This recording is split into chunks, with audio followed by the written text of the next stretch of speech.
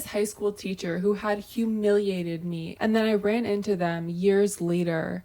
And instead of just smiling and walking away, I chatted with them for like 20 minutes. Now, I walked away having given them my phone number because I got into a conversation about health and issues she was having.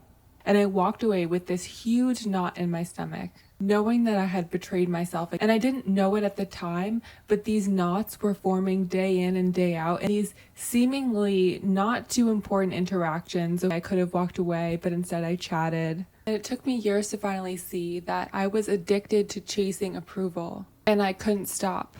I didn't know that the knot that you get in your stomach, the shame that you feel afterwards, and the exhaustion from putting yourself under the bus yet again, day in and day out, wasn't just a bad habit. It was a serious health issue that was rooted in complex trauma. It was why I had 8-hour panic attacks and anxiety, and why I'd had digestive issues since I was 10 years old. I had crippling digestive issues that had me going to the gastroenterologist.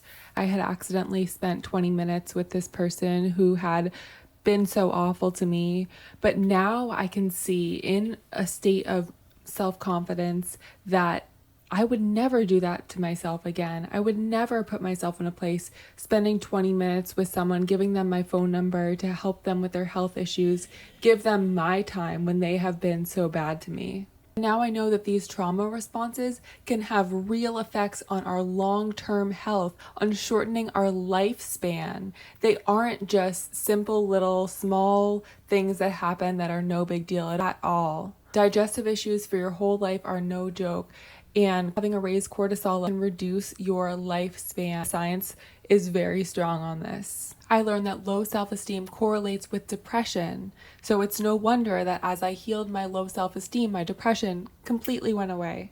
Do I still struggle with the highs and lows and challenges of life and feeling like you don't want to get out of bed? Yes, but I do not struggle with depression anymore. Depression is a very heightened state of that struggle. People who chase approval and fear rejection were found to have better heart rates, cortisol levels, and immune markers and inflammatory markers.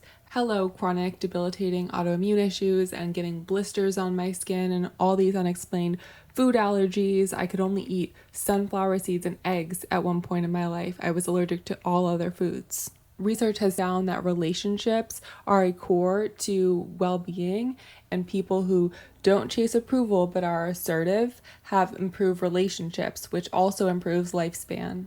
If you're new here, I help sensitive, thoughtful women heal the hidden identity wounds of complex trauma so they can live with peace and clarity. If you want to see more free content like this, hit subscribe and get my free mini course below, the 5 scripts every overwhelmed communicator needs to keep their power. So where a lot of adult survivors of childhood trauma go wrong is they think that chasing approval is just a part of their personality.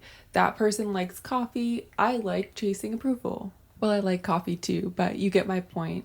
And when you look at it this way, it's like, well, I'm broken, so I might as well just figure out how to live my life with this flaw. However, what I discovered is that when I'm in a psychologically safe environment, I do not chase approval. I feel comfortable to speak my mind, and I am confident.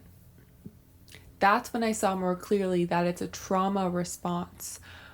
We feel triggered and are thrown into a survival response where we start to chase approval because we don't feel psychologically safe and we want to get through the day in that survival mode instead of looking at the long term and living fearlessly the life that we want to live. And if you're Christian, the Bible says, do not have anxiety, do not have fear. So when I started to read that, I realized that, wow, I had this dilemma because I thought I was fearful and anxious naturally, but the Bible was saying don't do that. So I realized that I had the capacity to not have fear, to not chase approval, to not live in survival. So as a child and you've gone through childhood trauma, whatever that was, when you are then chasing approval, smiling, nodding, that helps you to avoid that trauma pain, and that helps you get through another day, which is your focus and your goal, and you are achieving it, and it's keeping you safe. This people pleasing, this chasing approval. Once I saw that, I stopped blaming myself and started asking, what does healing look like? So I did a lot of studying, read over 500 books on mental health. I studied a lot about individuation by Carl Jung, and then also the Bible and 48 Laws of Power. And all three of these say that we need to know who we are as an individual. Carl Jung says individuation is the process of letting go of the pressures and attachments we have to what our parents think, what our family thinks, what the world thinks around us. The Bible says, do not have anxiety, do not have fear. And Law 34 of the 48 Laws of Power is be royal in your own fashion. Don't be a chameleon. Be exactly who you are in every situation you're in. In order to do that, we have to start to recognize the body's signs of self-betrayal when we're chasing that approval. So part of my chasing approval was also having an eating disorder for 20 years.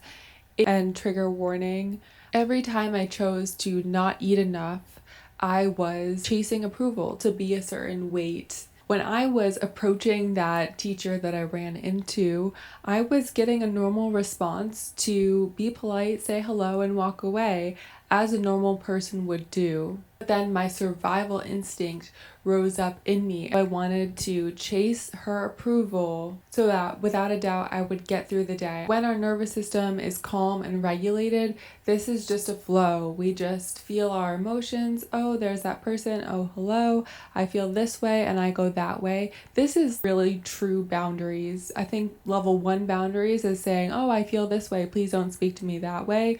But really upper level boundaries are when you just have certain levels of friendships with people. You have your level 1 friends, 2, 3, 4, 5, and then strangers, acquaintances. And so this would be a stranger / acquaintance who I'm kind to, say hello, but just walk away. Don't share anything personal with them. Certainly not speak with them for 20 minutes. Share all of my personal wisdom about health and my phone number so that they can call me and just profusely offer all of my help to this person who's been not kind to me at all. So we have to listen to our natural intuition. That way we don't self-betray, chase approval, and end up with a huge knot in our stomach that's damaging our health. But when we have hypervigilance, when we have a dysregulated nervous system, we can't sense that intuition at all. So we're just diving into the survival mode, not even knowing really what we're doing. We're just knowing we're surviving. I'm a big fan of Law 37 from the 48 Laws of Power for this. Create compelling spectacles. Power is taking up space. So when I started to say no without apologizing, I would feel so selfish and guilty and scared of the reaction I was going to get. Even though I thought I was someone who didn't care what people thought. I thought I was a confident person. I was all about Shania Twain and I Feel Like a Woman and girl power, but it felt like, oh my gosh, what's gonna happen? I left certain social circles, started to say no to being around places I was often around, saying no to invitations, saying no to alcohol, took alcohol out of my life. I found the next morning my stomach wasn't in knots. I had more energy. I felt clarity. I felt better. I felt at peace. I felt happy. And for the first time, it felt like I had some sort of power over my chronic health issues. I felt my cortisol levels were lower and I felt my body wasn't in constant fight or flight. It was actually relaxing. That's when I realized picking up space wasn't arrogance. It was healing and it was essential to my well-being in this one life I get to live. And I also saw that this was a process I was going to have to go through deliberately because it was not as simple as I thought. It was not easy to say no, and it wasn't just say no and everything's great. There was a process after that of dealing with the person and the repercussions of that no that I would just emotionally feel. And I understood why all of these 80-year-old, 70-year-old, 50-year-old women had so much trouble because this process was so intentional and deliberate and difficult. I became humble, had a lot of humility, and no longer had that arrogance. I can say no if I want, I'm just saying yes this time. I saw through my own BS and realized that I was chasing approval. I was addicted to chasing approval and I was powerless to change it. I needed pills, I needed therapy, I needed to help myself through this now so I could start living my life before it's too late. It was found in a study of nuns that the happier ones live 10 years longer. That was the reality of what I was looking at. If I didn't become assertive and stop chasing people, I would be suffering in my happiness, in my relationships, and could be looking at a life that was 10 years shorter. And that was definitely something I could not accept. So if you're realizing that stopping chasing approval is something you really want to change, get my free mini course below, the 5 scripts every overwhelmed communicator needs to keep their power. I'll walk you through the exact words to say, keep you calm and confident even when your nervous system is dysregulated. This is still the system I use today, day in and day out. It's how I went from autoimmune flares and 8-hour panic attacks to living with clarity, peace, and strength. Healing means moving from chasing approval to taking up space, and it's not too late for you. If this helped, be sure to hit subscribe for more free videos. Share this video with someone who needs it and drop a comment below.